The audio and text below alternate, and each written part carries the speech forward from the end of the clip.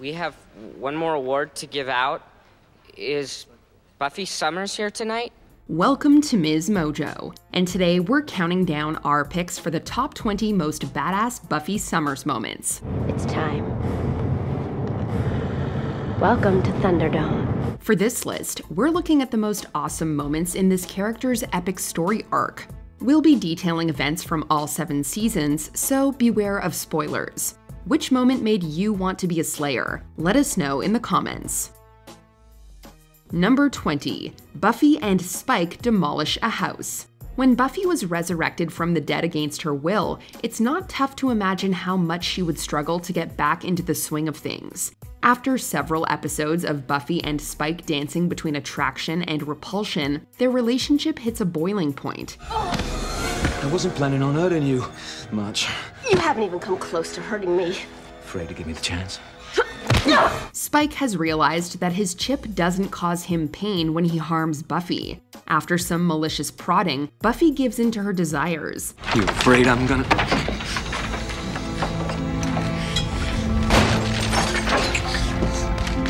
The passion is so intense that the abandoned house caves in above them. Throughout the series, we've seen Buffy in the throes of passion, but this time it's different, more brutal. This is not the Buffy we're used to, and it's refreshing to see her darker side explored. Your job is to kill the Slayer, but all you can do is follow me around making moon eyes. I'm in love with you. You're in love with pain. Number 19. When Buffy tells off the first Slayer. After successfully merging their essences to defeat the Frankenstein demon, Adam, the Scooby Gang is haunted by a mysterious presence in their dreams. They experience a series of surreal dream sequences. There's even a Twin Peaks reference. Then, Buffy finally confronts who's been lurking in their dreams. Make her speak.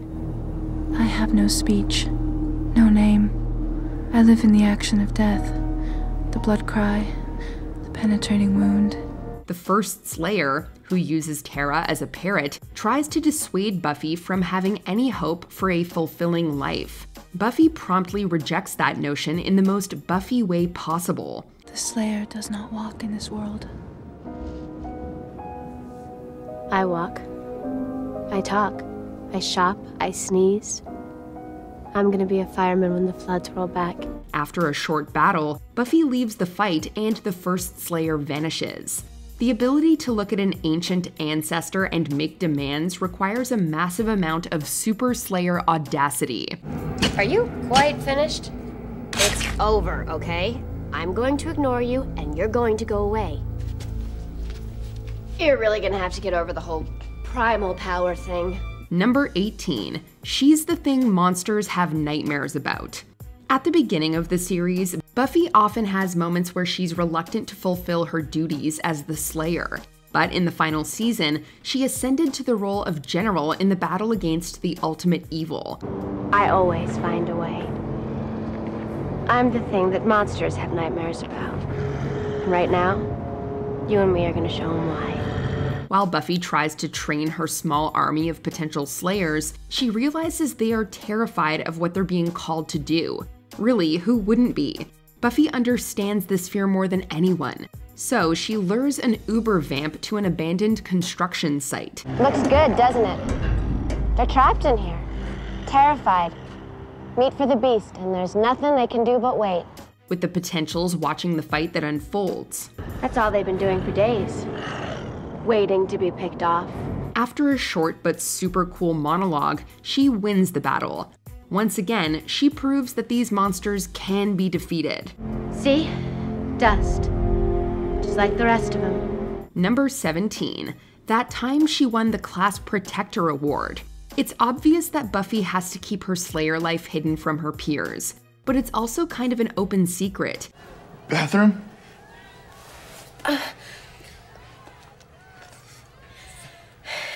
You're welcome. After defeating the Hellhounds that were about to ruin everyone's prom night, Buffy gets a surprise. One of her classmates gives a heartfelt speech that kind of acknowledges the weird things that have been going down in Sunnydale. Although these happenings are confusing to say the least, Buffy was always the one to save the day. We're proud to say that the class of '99 has the lowest mortality rate of any graduating class in Sunnydale history.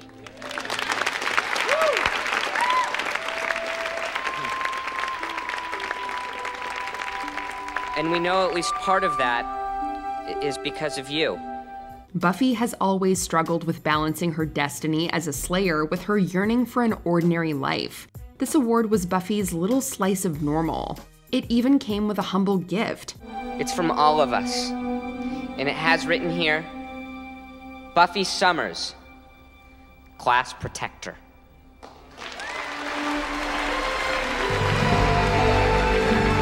But don't get too attached to it. The award doesn't make it past season 4. Number 16, when she convinces someone to choose life. In this episode, Buffy temporarily acquires the power to read minds. Excuse me, can you hear me thinking in here? I could go out into the hall. You know what? You stay. I'm getting a headache. I'll go. While she walks through school, she's plagued by a sinister voice that plots some sort of evil act on the students.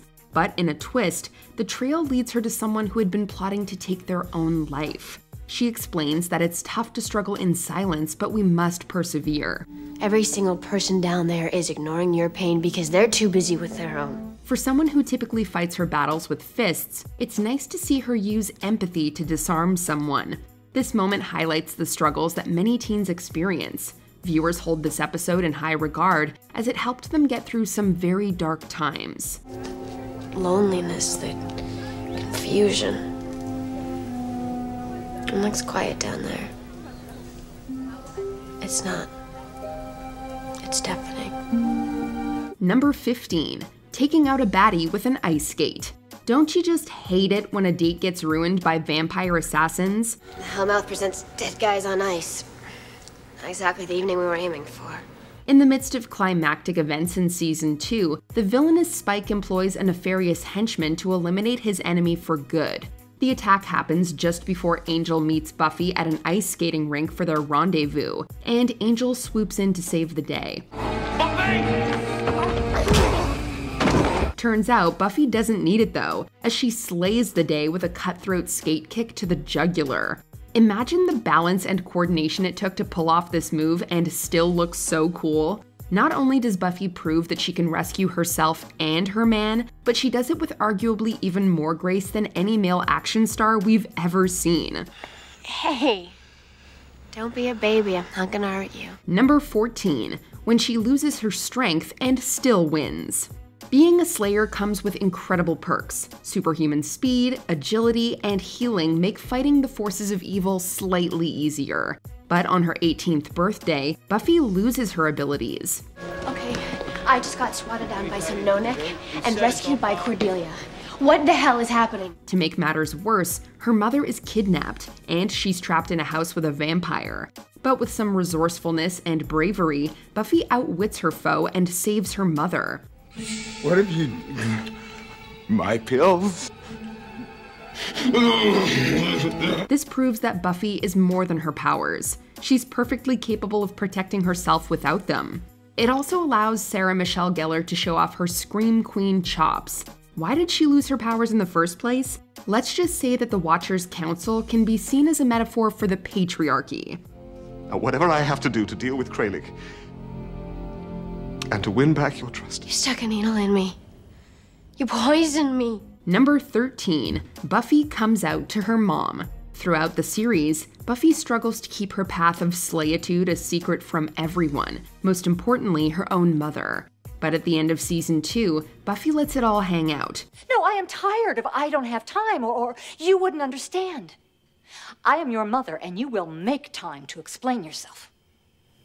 I told you. I'm a vampire slayer. Well, I just don't accept that. When her mother presses her on what's really going on, Buffy finally confesses that she's the Slayer. The conversation is incredibly awkward, and her mom refuses to accept it. Honey, are you sure you're a vampire slayer? I'll take her out of the country. You'll never hear from us again. I bloody well hope. Fine. Get back to the mansion, make sure Giles is all right. I mean, have you tried not being a slayer? When she kicks Buffy out, this scene taps into realism in an unexpected way.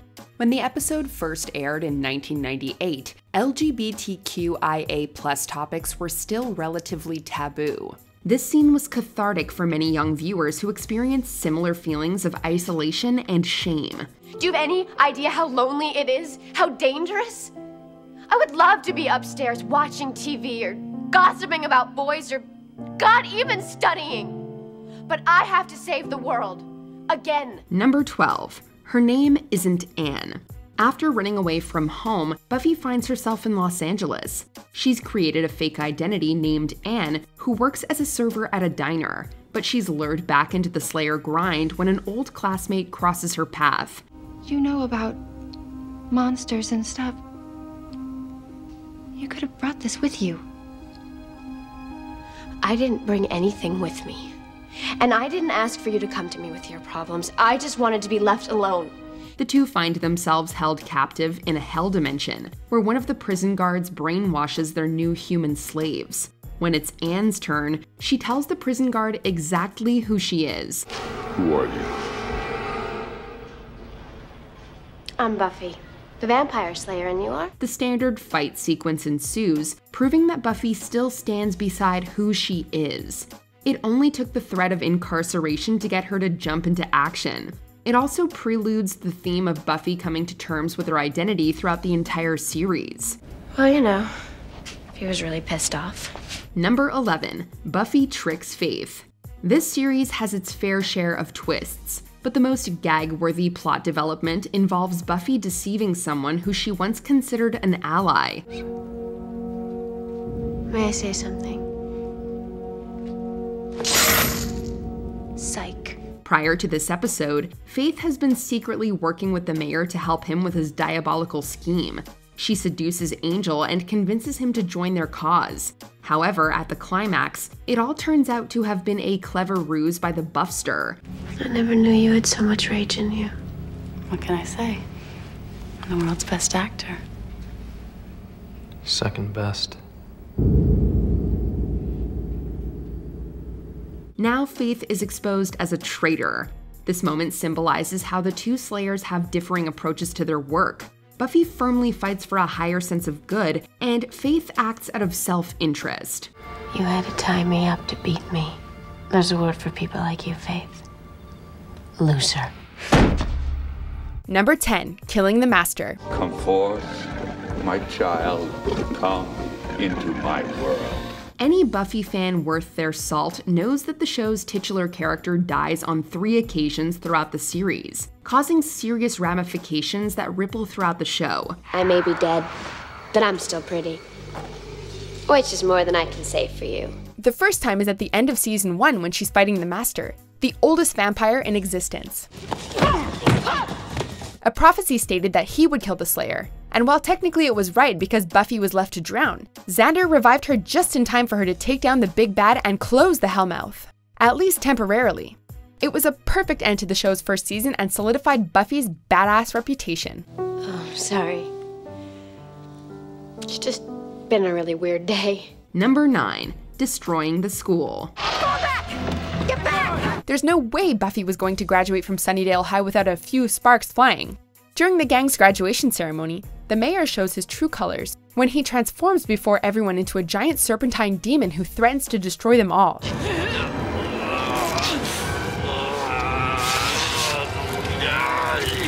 Unbeknownst to him, however, Buffy has armed all of her fellow students with weapons and crucifixes, and they're all ready to fight for their lives.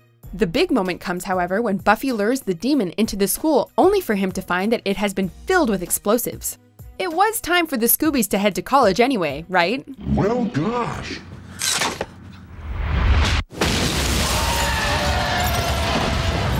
Number 8. Fighting Faith. There's a cure. Damn. What is it? Your blood. A battle between 2 Slayers was going to be good, and this scene from the 2-part season 3 finale did not disappoint. After Faith has poisoned Angel, Oz figures out that the only cure is for him to drain the blood of a Slayer. Good. Good? What did I miss? No, it's perfect. Angel needs to drain a Slayer, then I'll bring him one. Given Faith's betrayal of the group, however, Buffy is more than willing to offer her up as a sacrifice. It's not often that Buffy gets to go up against someone who can match her skills and physical prowess, so this fight is truly not to be missed. Though things don't go exactly as planned, the real Slayer nonetheless comes out on top. Quite a ride.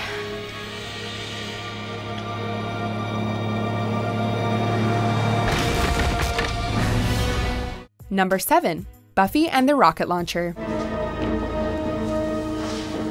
It's all yours. In one of the most shocking and pivotal moments of the entire series, we watch Angel lose his soul after experiencing a moment of true happiness when he and Buffy sleep together for the first time. She has to come to terms with the fact that she's going to have to kill him when he teams up with Spike, Drusilla, and the Judge to kill a bunch of innocent people at a mall. The legend says that the Judge cannot be killed by any weapon forged, but it turns out that the specific wording was a teensy bit outdated. Buffy pulls out an enormous rocket launcher and blows this baddie to pieces. What's that do?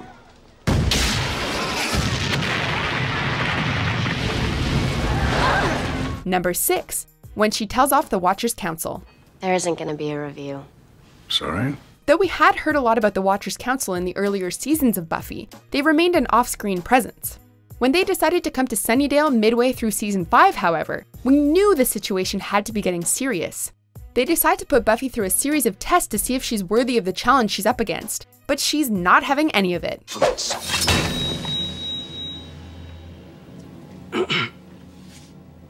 I'm fairly certain I said no interruptions. She knows that she's the one who really holds the power in this situation, and she outlines it to the Watchers in a daring speech that lays down the law. Buffy 1, Council of Watchers 0. You all may be very good at your jobs.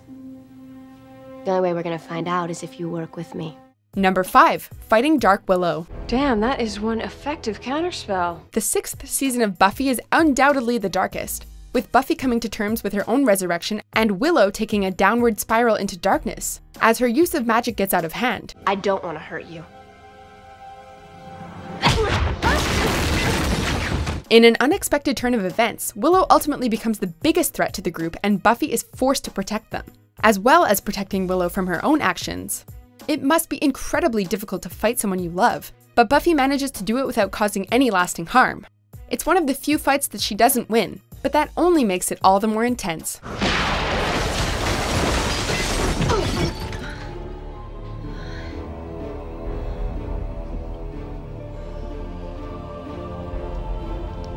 And there's no one in the world who has the power to stop me now. Number 4, when she kicks the door during Walk Through the Fire. I touch the fire and it freezes me. I look into it and it's black. True fans of the show hold a special place in their hearts for the expertly created musical episode, once more with feeling. Whether you think it's corny or totally genius, there are a lot of important storylines coming to light in this episode, including Buffy's confession that she didn't want to return to the land of the living after she died. All the songs are catchy, but Walk Through the Fire is definitely the most inspirational and functions as the centerpiece. And we are caught in the fire, the point of no return. At the end of the song, Buffy kicks down a door prepared to kill the demon who has cursed them all, and it is oh so epic. Number 3, Buffy sacrifices herself to save Dawn. Death is your gift. The whole Dawn is the key storyline may have irked some fans, but whether you like season 5 or not, you can't deny that the events of the finale changed Buffy forever, and cemented her status as ultimate protector. No, Donnie, I have to. Buffy realized that the biggest gift she had to give was her own life, and that in order for her sister Dawn to live, given that they share the same blood, she would have to sacrifice herself. Jumping into the portal opened by the Hell God, Glory, Buffy commits an epic act of martyrdom. Though kicking butt is always impressive, this was a whole different sort of badass.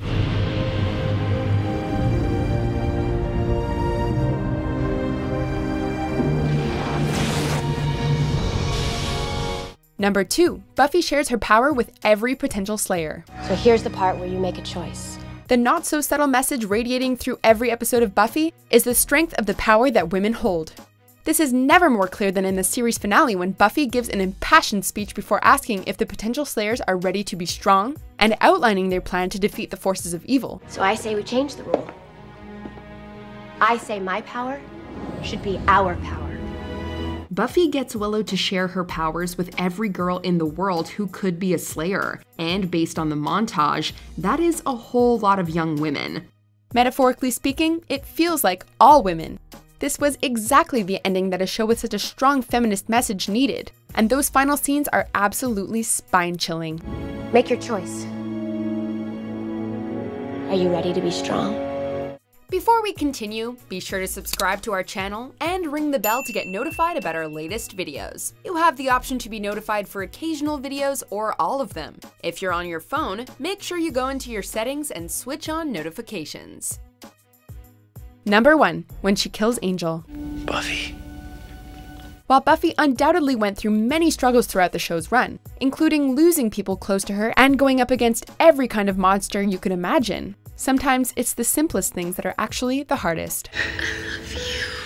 I love you. After realizing that Angel had lost his soul and would never again be the man she had been in love with, she knew the only way to protect herself and those around her was to kill him. The worst part is that in a purely Shakespearean moment, Angel's soul was actually restored in the moment before she dealt her final blow, but it was already too late. Do you agree with our picks? Check out this other recent clip from MsMojo and be sure to subscribe and ring the bell to be notified about our latest videos.